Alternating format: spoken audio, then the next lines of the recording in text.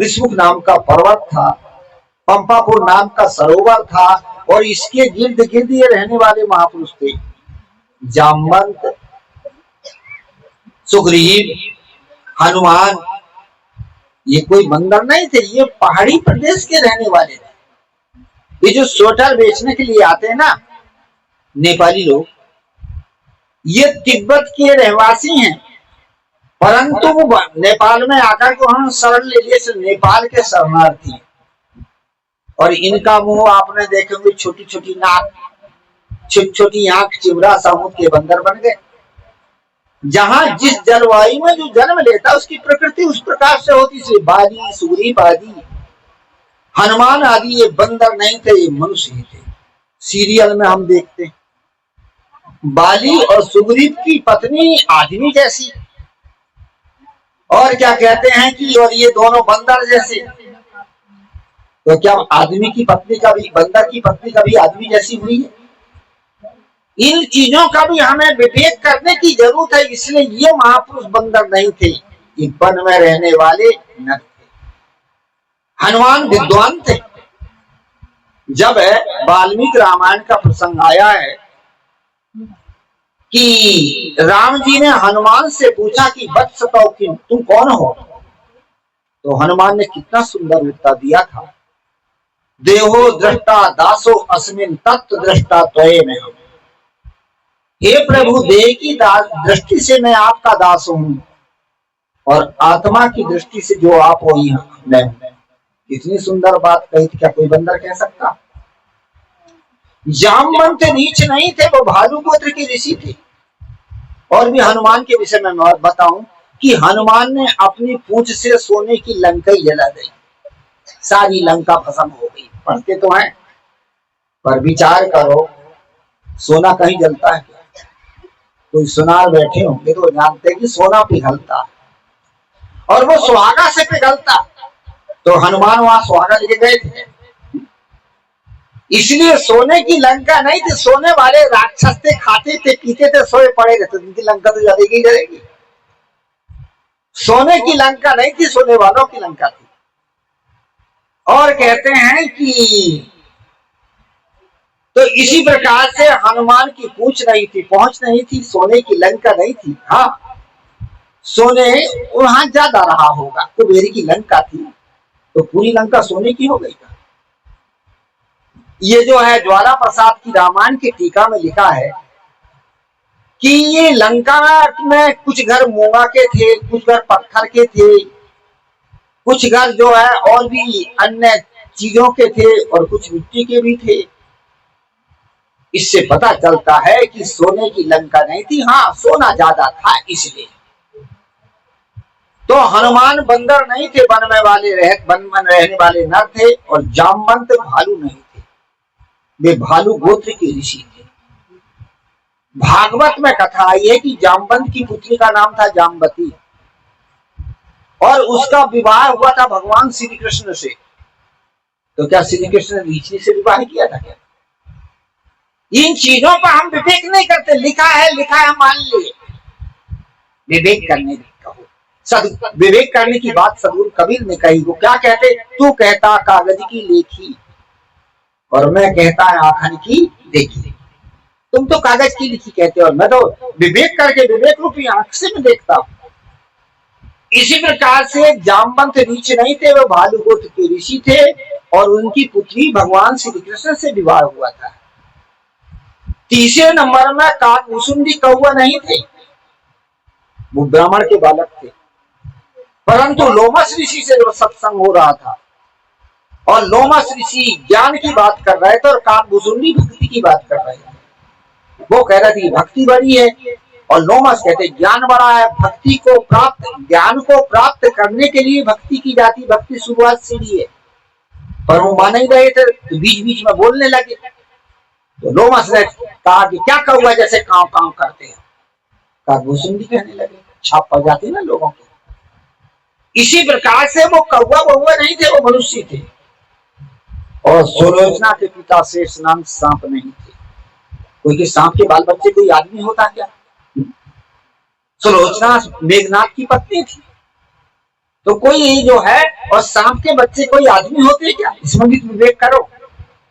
वो नागगोत्र के राजा थे, और नागगोत्र के राजा थे, इसलिए वो उनको नागराज कहा जाता था। ये हम अपना शहर नागपुर है, ये प्राचीन समय में नाग राजाओं का बसाया हुआ है, यह सांपों का बसाया क्या? इसलिए वो सांप बिच्छू नहीं थे, वो सब मनुष्य थे। इस पर हमें विवेक विचार करने की बात है। मैं बता रहा था कि मनुष्य भक्ति कर सकता है, मनुष्य सत्संग कर सकता है, मनुष्य सदाचार कर सकता है, क्योंकि मनुष्य के पास बुद्धि रूपी खजाना मिला है। पर आज इस बुद्धि रूपी खजाना को हम विवेक ना होने के कारण हम उसको बर्बाद करते हैं। इसीलिए कहा जाता है, किसी समझाने के लिए संत महापुरुषों के सत्संग करो, बैठो। संतों के सत्संग से बहुत चीज मिलती। महात्माओं के पास बैठिए, बहुत सारी चीज मिलेगी। इसलिए कहा, ये सत्संग ऐसी चीज है जो आदमी के पूरे जीवन को बदल देता है। मानव मात्र के लिए सत्संग लाभदायक है। प्रश्न होता है कि सत्संग से किसको क्या मिलता है? सत्संग से बच्चों को संस्कार मिलते हैं। छोटे छोटे बच्चे हैं, यदि इनको सत्संग मिले, माता पिता सत्संगी मिले, माता पिता समझदार मिले, तो इन बच्चों को अच्छे संस्कार मिलेंगे। और यदि माता पिता सत्संगी ना हो, समझदार ना हो, तो गलत संस्कार भी मिल सकते हैं। अच्छे संस्कार माताएं देती, सत्संगी माता होती वो अच्छे संस्कार देती। जो सत्संगी नहीं वो अच्छे संस्कार देती नहीं। ये कह रहा था कि गुरु जी संस्कार क्या चीज है? मैंने कहा, संस्कार स्वभाव के आधार, आदमी के संगत के आधार पर आदमी का जो स्वभाव पड़ता है वही तो संस्कार है। और ये संस्कार दिखता ऐसे नहीं है, संस्कार दिखता उसके स्वभाव से, उसके कर्तव्य से। आदमी के संस्कार परखने में आते हैं। आप लोग बच्चों की शादी करते हो, तो बच्चों की जब शादी करते हो तो देखने जाते हो। अभी सवेरे चर्चा चल रही थी, कहीं लड़की है, कहीं देखने जाना है, ऐसे बता रहे थे। कौन चीज देखते? रूप रंग देखते, है ना? और धन संपत्ति देखते हो, पढ़ी लिखी देखते हो, फैसिलिटी वाला परिवार देखते हो, ये तो देखते हो। संस्कार देखते हो क्या? है? संस्कार देखने की ताकत ही नहीं है तो कहां से देख पाओगे? संस्कार देखने की ताकत होती, यदि हमारे पास संस्कार हो तो हम दूसरे के संस्कार को देख सकते हैं। और संस्कार ही नहीं, ताकत ही नहीं है तो कहां से संस्कार देखो? बाहर का रूप ही रंग तो देखोगे। कितना ही देख दाख के लाओ तो भी छोड़ छुट्टी हो ही रही है, पति पत्नी में विवाद पैदा हो रहा है। ये पंडितों से आप राशि मिलवाते हो, वर और वधू की। ये राशि कितने भी मिलाओ तो भी तालमेल खाता ही नहीं। कभी ना कभी पति पत्नी में छुटकारा हो। और मैं तो कभी कभी कहा करता हूं कि पति पत्नी की राशि मत मिलाओ, सास बहू की मिलाओ, क्योंकि वो तो अपने आप में ठीक रह जाएंगे, पर सास बहू में ज्यादा खटपट होता है। और राशि उनकी में ले रहे और इनके साथ बहू रहने वाली, इनकी तो राशि नहीं मिलाते। इसलिए कहा जाता कि हम केवल संस्कार देखते हैं, बाहर की चीजों को देखते हुए राशि मिलाते हैं, बाहर का देखते हैं, संस्कार नहीं देखते। और जिसके पास संस्कार देखने की ताकत होती है वो कौन होता है? विवेकी होता है। वो खुद अपने संस्कार को सुधार रहा है, तो दूसरे के संस्कार देखते हैं। मैं एक व्यवहारिक बात बता दूं। एक जगह लड़की देखने के लिए गए। जब लड़की देखने के लिए गए तो वह ये पता चला भाई कि अमुक घर में लड़की है। जानकारी भाई लोगों ने, घर वाले को पता दिया कि भाई हम आपके यहाँ बच्ची देखने आ रहे हैं। गए, और जब गए तो क्या होता, वहां पर लोगों को खिलाते हैं पिलाते हैं, सब खाए पिए, लड़की देखे और सब गांव से बाहर निकले। जब गांव से बाहर निकले तो चारों बातों होने लगी। एक ने कहा लड़की बड़ी सुंदर है, दूसरे ने कहा लड़की सुंदर है, उसके साथ साथ में पढ़ी लिखी भी तो है, तीसरे ने कहा पढ़ी लिखी भी है, परंतु एक बार पैसे वाली पार्टी है। बस ऊपर ऊपर की बात करने लगे। और एक व्यक्ति मौन रहा, जो लड़के का फूफा था। लोगों ने कहा भाई आप मौन कैसे हो, आप भी कछु बताओ ना। उसने कहा मैं बताऊं क्या बताऊं, क्या सब कुछ ठीक पर संस्कार ठीक नहीं? क्या तूने क्या संस्कार देख लिए? क्या मैंने संस्कार ये देखा कि आदमी के व्यवहार से उसके स्वभाव और संस्कार की परख हो जाती है। क्या देखा? क्या सब जब एक लाइन से चेयर में बैठे थे और वो नाश्ता लेकर के प्लेट में कटोरियां धर के जब आई थी तो उसको चाहिए कि लेन से देना, परंतु वो थी आलसी और चालाक। जो आलसी और चालाक होता वो देख लेता है कि कहां से काम कम करना पड़े, इसलिए वो बीच में खड़ा होकर दे रही थी। इससे सिद्ध होता कि आलसी है और चालाक है। ये है संस्कार। क्या यदि दे ही रही तो ठीक है, पर एक बात है कि सीधी सीधी देती ऐसे ऐसे, परंतु वो प्लेट को घुमा रही थी जैसे गाड़ी की स्टीयरिंग चलाएं ऐसे ऐसे। इसे पता चलता कि चंचल है। और क्या देखा? और ये देखा कि महिलाओं का भूषण होता सील, रुको झुको, नीचे नजर रखो, अपने कोई परिचय के हो, पहचान के हो तो उनसे बोलो, पर परिचय नहीं, पहचान नहीं, तो वो क्या काम कर रही थी? जिनको प्लेट नाश्ता दे रहे थे उनके चेहरे को देख करके हंस रही थी, इसलिए सीधी। ये है संस्कार। आदमी के स्वभाव से पता चल जाता है। और ये किसके पास होते हैं? ये संस्कार कहां से मिलते हैं? ये संस्कार मिलते परिवार से और समाज से। जैसे हमारा परिवार होता, जैसी हमारी समाज होती, उसी प्रकार ये संस्कार हमें मिलते हैं।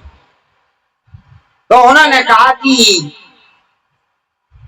इस प्रकार से जो है, और वो सीलहीन भी है, चंचल भी है, आलसी भी है, चालाक भी है।